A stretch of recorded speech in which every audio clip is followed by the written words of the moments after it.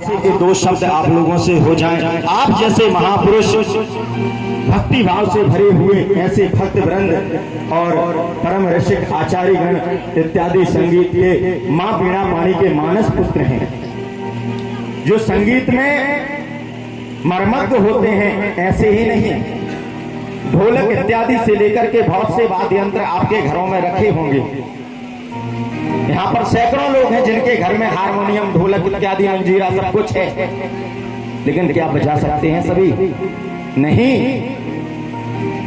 सुंदर सा साज तो वही सजा सकते हैं जिन पर मां बीणा पाणी की अनंत कृपा होती है, और मां बीणा पाणी का मानस पुत्र है भाई नरेंद्र, इसलिए अनंत कृपा है। और नरेंद्र के स्नेह की वजह से आज आप लोगों का सबका दर्श हुआ। चाहा कि चलो हम भी आज भगवत कथा भी श्रवण कर पाएंगे, और समय निकाल करके आप तक आने का सौभाग्य मिला। और ये सभी मानस पुत्र मां बीणा पाणी के, और हम यही चाहते हैं। आज आप लोग एक बात बता दें कि नरेंद्र बेटे की जब बात आती है तो सबको गर्व होता है सुन करके कि नाम अच्छा कर रहा है, ऊंचा कर रहा है बेटा। चाहते हैं ना सब लोग, क्योंकि हम लोग मनुष्य जन्म में पैदा होकर के आप धन कमाएं, दौलत कमाएं, पैसा कमाएं, सब कुछ करें, लेकिन यदि अपनी एक संतान को जो आपने पैदा की है संस्कारी नहीं बना पाए तो कहते पूत सपूत तो क्या धन संचय, पूत कपूत तो क्या धन संचय। यदि सुपुत्र है तो कहते कोई पैसा कमाने की जरूरत नहीं, क्योंकि वह सुदेशे पूज्यते राजा विद्वान सर्वत्र पूज्यते। अरे राजा तो सिर्फ एक ही जगह पूजा जाएगा, कोई ग्राम प्रधान है, ग्राम का सरपंच है, विधायक है, सांसद है, मंत्री है, तो सिर्फ एक सीमित दायरे में ही उसका सम्मान होगा। और जब महाराज हार गए तो कोई पूछने वाला नहीं होगा। और विद्वान कहीं भी चला जाए, देश में विदेश में, पूरी पृथ्वी के अंदर उसका सम्मान होता है। तो बच्चे संस्कारी होने चाहिए या नहीं? इसलिए मूल शब्दों पर आता हूं। आज आप लोगों ने परम पावनी राम कथा सुनी और कृष्ण कथा। भागवत की जो ज्ञान गंगा है उसकी यही सबसे बड़ी विशेषता है कि उसमें राम कथा और कृष्ण कथा दोनों का समावेशन है। और सुन लीजिए दोनों का अंतर, बड़ी विचित्र स्थिति है। कहते रामचरित्र परम पवित्र और कृष्ण चरित्र महाविचित्र। अच्छों को समझ नहीं आता, बहुत से लोग भटक जाते हैं।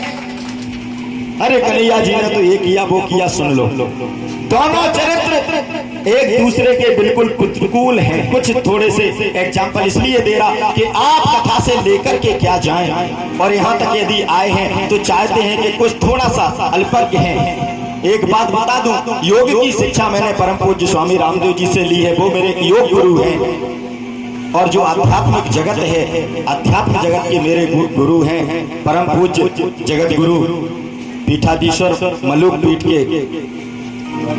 परम श्रद्धेय राजेंद्र दास जी महाराज, श्रद्धेय वंदनीय, वो हमारे आध्यात्मिक जगत के गुरु हैं, जिनसे मंत्र दीक्षा इत्यादि संस्कार प्राप्त किए हैं। उन्हीं की चरण रज की कुछ जो संस्कार मिले थोड़े से, क्योंकि गुरु के जैसे बन पाना, गुरु की चरण रज धूली बन जाना भी बहुत बड़ी बात है, असंभव। और मेरे जैसे तुच्छ खाने के लिए तो नहीं, संभव ही नहीं।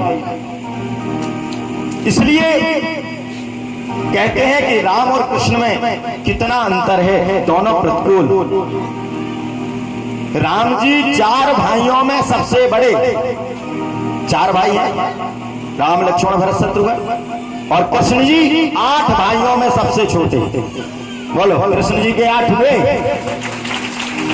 अभी कुछ देर पहले व्यास जी ने कहा कि 6 मृत हो गए, 7 में बलराम जी और अष्टम, इधर सबसे बड़े उधर सबसे छोटे हुए।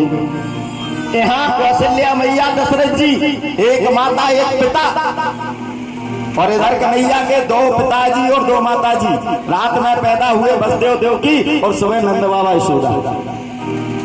इधर अकेले थे, उधर दो। इधर राम जी के पास शूर्पणखा आती है, कहती है श्रीमान जी हमसे विवाह कर लीजिए।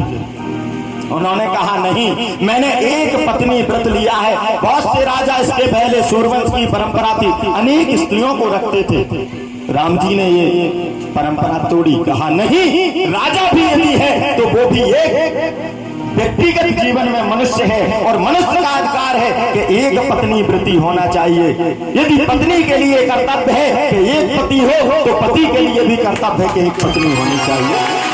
और इसलिए राम जी ने एक सीता को ही सिर्फ स्वीकार किया, शूर्पणखा को भी नहीं स्वीकार किया। उसने ही तो कहा था तुम सम पुरुष नमो सम नारी, आप विवाह कर लीजिए। नहीं, इधर एक विवाह किया राम जी ने और इधर कन्हैया जी ने अनेक कर डाले। पूरा विपरीत उल्टा चरित्र मिलेगा तुम्हें जहां जहां देखोगे। इधर लक्ष्मी स्वरूपा माता जानकी का अपहरण करके ले जाता है रावण, और उधर वही रावण जब शिशुपाल बनता है, कन्हैया कहते चिंता मत करो, तुम उस समय अपहरण करके ले गए तो रुक्मणी को हरण करके ले जाते हैं कन्हैया। हिसाब कितना हो गया। ये कन्हैया और राम जी के चरित्र की विविधता है। कृष्ण चरित्र समझने में इतना सरल नहीं कि हम सहजता से समझ जाएं। कहना सिर्फ इतना है कि आप लोग, जैसे मैंने कहा, बहुत कुछ करें, सब कुछ करें, लेकिन कुछ ऐसा कार्य होना चाहिए हमारे जीवन में जो हमारा निस्वार्थ हो। हम प्रत्येक कार्य को स्वार्थ के साथ करते हैं, कहीं ना कहीं हमारा स्वार्थ होता है। सुबह से लेकर सायंकाल तक जितने काम करते हैं सब में स्वार्थ हम लोगों का रहता है। एक काम ऐसा कर लिया करो जिसमें आपका स्वार्थ ना हो। सारे काम स्वार्थ के होते हैं, और यदि एक कार्य आपने निस्वार्थ करना प्रारंभ कर दिया तो इस बात को मैं प्रमाण सहित व्यासपीठ के इस मंच पर हूं, कहता हूं, परम पूज्य सदगुरुदेव भगवान का भी वचन है और परम संतों का प्रमाण है, जिन्होंने भी निस्वार्थ भाव से जिस क्षण सच्चे हृदय से निस्वार्थ भाव से यदि आप पुकार कर देंगे, परमात्मा को याद कर लेंगे, वो आपके सामने प्रकट हो जाएंगे। एक बार यही प्रश्न, एक मुगल शासन की बात है, एक राजा ने किया था मंत्री से कि मंत्री जी आप हिंदू धर्म को मानने वाले हैं, सनातन संस्कृति को, आप कहते बार बार हमारे यहाँ भगवान जन्म लेते हैं, भगवान को इतनी फुर्सत पड़ी है तो वो जन्म ले लेकर के आ जाता है। अरे हमारे यहाँ तो पैगंबर भेजे जाते हैं, वो अपने दूत भेजता है, उसके पास ये फुर्सत थोड़ी है कि वो जन्म लेकर के आता रहे।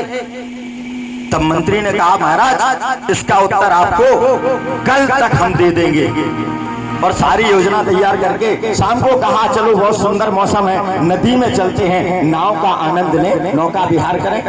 राजा को लेकर के गए, सारी योजना पहले से तैयार कर ली, दो नाव साथ में लगाई। दूसरी नाव पर जैसे राजा का पुत्र था, उस नाव पर देखा ना राजा ने कि मेरा पुत्र गोदी में लिए हुए जो साथी हैं, मेरे कर्मचारी लिए हैं, और आधे रास्ते में पहुंचे मध्याह्न में उस बेटे को पकड़ाया राजा को, उस दास ने, दूत ने, और जैसे ही पकड़ाया कि छोड़ दिया आधे से तो वो नदी में गिर गया। और जैसे ही गिरा बेटा कि राजा एक सेकंड नहीं लगा, सारे मंत्री संतरी पुलिस सेना सब कुछ थी साथ में, और तुरंत राजा कूद गए सीधे धड़ाम से। और जैसे ही कूदे तो सारे सैनिकों ने कूद करके राजा को बाहर निकाला, और उसको राजा ने पकड़ करके जैसे ही निकाला तो वो पुतला था, वैसा ही बेटे की तरह बनाया गया, पुतला था ना कि राजा का बेटा। जब पुतले को देखा राजा को बड़ी गुस्सा आई, मंत्री से कहा ये क्या है, ये क्या कौन सी आप लोगों ने शरारत की है। तब राजा ने कहा कि महाराज गुस्सा ना हो, आपने जो प्रश्न किया था मैं आपके प्रश्न का उत्तर दे रहा हूं। आपने कहा था कि आपके भगवान क्यों उतर के आते हैं, महाराज आप जवाब दीजिए। आपका बेटा छूटा, पानी में गिरा, आपके साथ सैकड़ों कर्मचारी थे, सैकड़ों अच्छे तैराक थे, आपने किसी का इंतजार नहीं किया, अनेक पीछे से नाव लगी हुई थी, आप किसी को भी बोल सकते थे कि कूद आओ मेरे बेटे को खोज करके लाओ पानी में से। राजा ने कहा, मंत्री मुझको धैर्य ही नहीं रहा कि मेरा बेटा पानी में गिर गया, डूब रहा है, मेरे बेटे को कौन बचाएगा? किसी पर भरोसा नहीं, मैं स्वयं कूद गया, उसको डूबते हुए नहीं देख सका। और यही कारण है महाराज, मंत्री ने कहा कि हमारे यहाँ पर इस धराधाम पर कहते विप्र धैनु सुर संत हिते लीन मनोज अवतार, जब विप्रों पर धैनु गाय के ऊपर संतों पर इनके हितों का अधिकार का हनन होता है, अत्याचार होता है, प्रभु से सहन नहीं होता और वो स्वयं बेटा बन के आ जाता है। ये कारण है प्रभु के अवतार लेने का, और इसलिए वो बांके बिहारी आज प्रकट हो गए, वो जन्म लेते हैं। तो अनेकों हमारे यहाँ प्रसंग है, बहुत सुंदर ये कथानक है, मधुर है, आप लोग इतने धैर्य के साथ सुनते हैं। बस इसी प्रयास में कुछ उत्तर भारत से लेकर दक्षिण तक का भ्रमण करके और एक प्रयास में लगे हुए हैं। ये बुंदेलखंड की जन्मभूमि मातृभूमि है, और इसलिए ऐसा हमारा प्रयास है कि इस बुंदेलखंडी धरा के बारे में यदि आप जाने तो है तो बड़ी महान। 14 बरस के राम के वनवास में 12 बरस सिर्फ बुंदेलखंड में राम जी ने बताए, सर्वाधिक महत्व की है। लेकिन यदि हम वास्तव में देखें तो सबसे ज्यादा गरीबी, अशिक्षा और बर्बादी अगर कहीं है तो बुंदेलखंड में है। इसीलिए कहीं ना कहीं उद्देश्य रहता है, यदि ईश्वर ने शक्ति दी है, सामर्थ्य दिया है, तो इस बुंदेलखंड की धरा से आप लोग सब कुछ कार्य करें। मेरा सिर्फ इतना निवेदन है कि हम आपके बच्चों को एक अभियान चला रहे हैं, संस्कार अपनाओ, संस्कृति बचाओ। जब तक संस्कार नहीं अपनाओगे तब तक संस्कृति नहीं बचने वाली। संस्कृति पर सबसे ज्यादा प्रहार हो रहा, उसके लिए कार्य कर रहे हैं। और 18 से 25 जनवरी 2023 इस वर्ष के बीतने के बाद अभी 4-5 महीने का अंतराल है, 4 महीने का। इस 4 महीने के अंतराल में हम जगह जगह भ्रमण करके और अनेक माध्यम से, सभाओं के माध्यम से, कथाओं के माध्यम से, जहां जैसी व्यवस्थाएं, जिस प्रकार का समय है, लोगों को जगाने में लगे हैं। आपके बच्चों में आपको खुद नहीं पता कि किस किस, कोई भी ऐसा बेटा नहीं। एक बात आपको बता दूं, प्रत्येक बच्चे के अंदर सबसे जितने धरती के दुर्गुण हैं वो होते हैं, और प्रत्येक बच्चे के अंदर जितने अच्छे सद्गुण हैं वो भी होते हैं, दोनों होते हैं। आपने कथा सुनी होगी धुंधकारी की, गोकर्ण जी की। तो प्रत्येक का बेटा धुंधकारी है और गोकर्ण है। अब निर्भर आपके ऊपर करता है कि आप उस बच्चे के कौन से गुण बाहर निकाल पा रहे हो। आपके घर में 2 कमरे हैं, एक में कचरा भरा है, एक में सोना चांदी, चाबी दोनों है। अब ताला किसका खोल रहे आप? ये आपके ऊपर है। समझ में आ रही है? क्योंकि समझना बहुत जरूरी है। समझ नहीं पाओगे तो बड़ी गड़बड़ होगी कहानी।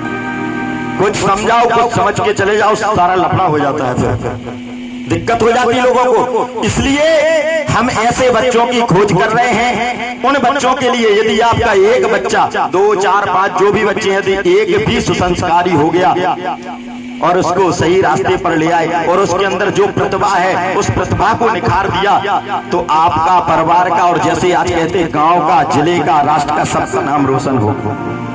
उसी अभियान में है। तो 18 से 25 में सबको आमंत्रण है।